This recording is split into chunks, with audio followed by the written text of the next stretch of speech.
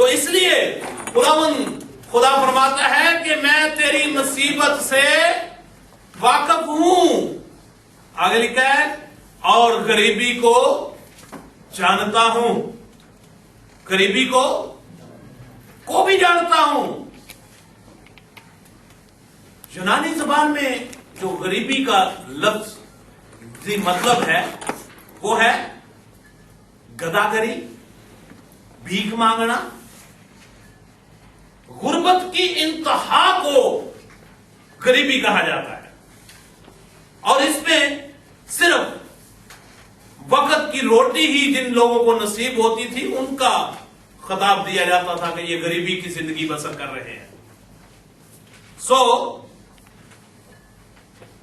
Smyrna کے لوگ جو تھے، کلیسیائی لوگ جو تھے، جو مسیحی لوگ تھے اس وقت کے، یہ اپنی غریبی کی وجہ سے نہ تو پڑھ سکتے تھے، نہ اتنے زیادہ ایجوکیٹڈ تھے، اور نہ ہی ان کو اس وقت کہ جو شہنشاہ تھا وہ ان کو پرائرٹی دیتا تھا، نہ ان کو کوئی اچھی جاب ملتی تھی غریبی کی وجہ سے، مصیبت کی وجہ سے. اور دوسرا کیونکہ یہ مسیحت کا پرچار کرنے والے تھے، اس کی وجہ سے بھی ان کے ساتھ عداوت رکھی جاتی تھی، کیونکہ سمرنا شہر جو تھا یہ بت پرستی کا ایک بہت بڑا پیشہ ور گھر تھا. اور وہاں پر بہت سارے جو تھے بت جو تھے وہ میکنگ ہوتی تھی، اور وہاں سے بڑا بزنس تھا بتوں کا کہ یہ بت لے جو جی، یہ جو ہے یہ رات کو بھی روشنی دیتا ہے، یہ بت کی یہ خوبیاں ہیں. اس طرح وہ ان بتوں کی تجارت کرتے تھے. اور یہاں پر سمرنا میں ایک بہت بڑا ان کا دیوتا تھا جس کی پرستش بھی ہوتی تھی، جس کا نام جوپیٹر تھا. یہ بھی سمرنا شہر میں واقع تھا، اور لوگ اس کی بڑی پرستش کرتے تھے، اس کی بڑی آؤ بھگتی کرتے تھے، اور یہ بت پرستی کے لحاظ سے بڑے عروج پر شہر تھا. اور کلیسیا کو اس کی وجہ سے بڑی مشکلات کا سامنا تھا. اور یہ کلیسیا اتنی اذیتیں اس نے برداشت کی کہ اس جگہ پر 10 بادشاہ جو ہیں اپنے وقت کے بعد آتے گئے، اور یہ کلیسیا ہر بادشاہ کی اذیتوں کو برداشت کرتی رہی. اور برداشت کے ساتھ ساتھ انہوں نے خداوند یسوع المسیح کے دامن کو نہیں چھوڑا. انہوں نے خداوند یسوع المسیح سے یہ لپٹے رہے، کیونکہ ان کے اندر ایک امید تھی کہ ان دکھوں کے بعد کیا ہوگا، ہمیں ایک ایسی جلالی جگہ ملے گی جس کا اس نے ہمیں وعدہ کیا ہوا ہے، جو کہ یہ فرماتا ہے کہ اول بھی میں ہوں اور آخر بھی میں ہوں، اور میں مر گیا تھا لیکن میں کیا ہوں، زندہ ہوں. اور جن کا جانے والا زندہ ہو ان کو کس بات کی فکر ہے. غریبی کے بارے میں عبرانیوں کے نام پولس رسول کا خط، اس کا 10 باب اور اس کی 34 آیت کو ذرا تلاوت کیجیے.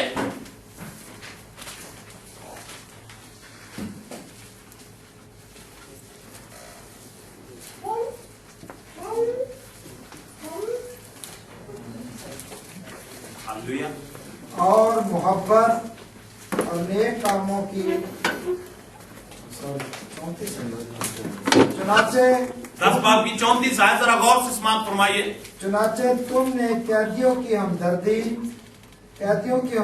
بھی کی اور اپنے مال کا لٹ جانا بھی خوشی سے منظور کیا، یہ جان کر کہ تمہارے پاس ایک بہتر اور دائمی ملکیت ہے. آمین.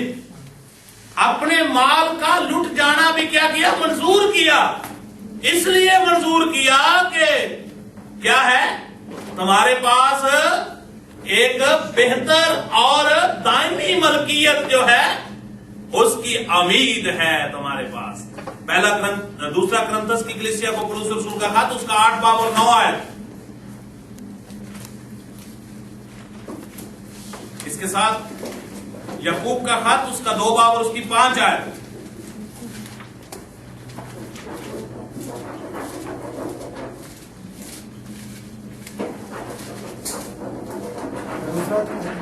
दूसरा ग्रंथियों उसका 8 बाब और उसकी 9 आयत, जरा जल्दी से पढ़िएगा। क्योंकि तुम हमारे खुदावंद यीशु मसीह के फजल को जानते हो कि वो अगरचे दौलतमंद था, अगरचे वो दौलतमंद था, यानी कि खुदावंद यीशु मसीह जो के बादशाह था, हर चीज का उसके पास अख्तियार था, लेकिन उसके बावजूद भी क्या किया उसने गरीबी को, उसने चरनी में जन्म लिया।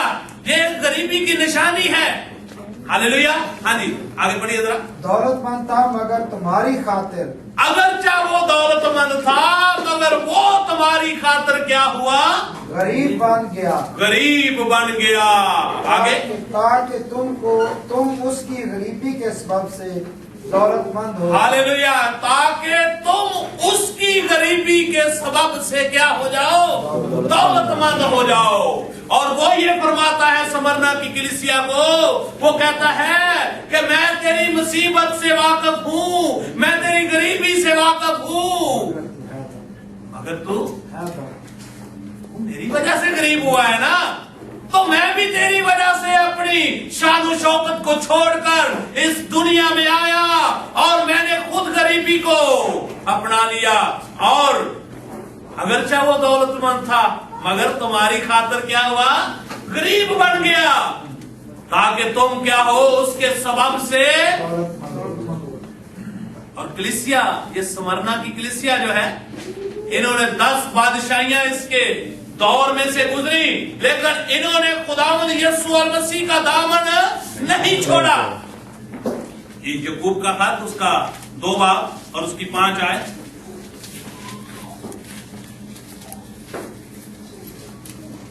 ऐ मेरे प्यारे भाइयों सुनो, क्या खुदा ने इस जहान के गरीबों को ईमान में दौलतमंद और उस बादशाही के वारिस होने के लिए बरगजीदा नहीं किया? हालेलुया, आमीन। क्या खुदा ने इस जहान के गरीबों को, इस जहान के खुदावंद यीशु मसीह ने 10,000 मज़ाब हैं, किसी ने ये दावा नहीं किया, किसी ने ये नहीं कहा कि राह, हक और जिंदगी मैं हूं। ये दावा सिर्फ और सिर्फ आपके खुदावंद यीशु मसीह ने सिर्फ किया, मेरे खुदावंद यीशु मसीह ने किया। और उसने ये कहा कि मैं दुनिया में इसलिए आया हूं कि वो क्या करे? जिंदगी पाए और कसरत की जिंदगी पाए। इसके साथ साथ उसने कहा कि मेरा जुआ क्या है? मुलायम है, अपना बोझ